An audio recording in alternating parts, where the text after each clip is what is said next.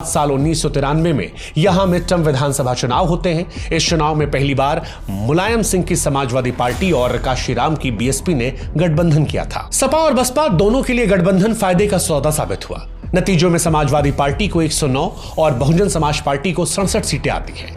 उन्होंने कांग्रेस और अन्य छोटी पार्टियों के समर्थन से सरकार बना ली।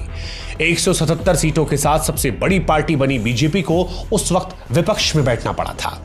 बीएसपी पहली बार सत्ता में आ चुकी थी। मुलायम सिंह यादव मुख्यमंत्री बने थे और बीएसपी को 11 मंत्री पद मिले थे। मायावती इस सरकार में शामिल नहीं हुई, लेकिन उन्हें इस गठबंधन की फंक्शनिंग को सुपरवाइज करने का काम सौंपा गया था। इसे मायावती ने अपनी इमेज बनाने के मौके के तौर पर देखा। सरकार बनने के कुछ समय बाद ही लोकल मीडिया ने मायावती को सुपर चीफ मिनिस्टर कहना शुरू कर दिया। इसे सुनकर मायावती को खूब मजा आता। लोकसभा चुनाव में असफल हो चुकी मायावती को जनवरी 1994 में राज्यसभा की सीट मिल गई, लेकिन इस बार वे सांसद आकर खुश नहीं थी। इसी बीच मार्च 1994 में मायावती ने महात्मा गांधी पर आपत्तिजनक बयान देकर बड़ा विवाद खड़ा कर दिया। लखनऊ में मीडिया से बात करते हुए मायावती ने कहा कि गांधी ने दलितों को हरिजन यानी भगवान के बच्चे बताया। मैं पूछती हूं कि अगर दलित भगवान के बच्चे हैं तो क्या बाकी शैतान के बच्चे हैं?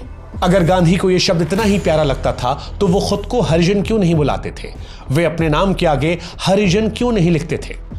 मायावती के इस बयान के बाद उन पर टाडा एक्ट के तहत गिरफ्तारी की मांग कई नेताओं ने की, लेकिन मायावती पर इसका कोई भी असर नहीं था।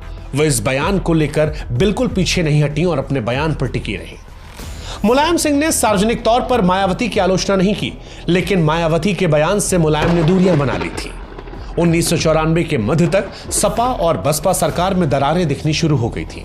दलितों के खिलाफ बढ़ रहे अत्याचार इसकी मुख्य वजह थे। 1994 मार्च में मेरठ में जातीय हिंसा में 2 दलितों की मौत समेत कई ऐसी घटनाएं हुई जिससे मायावती को मुलायम सरकार में दखल देने का बहाना मिल गया।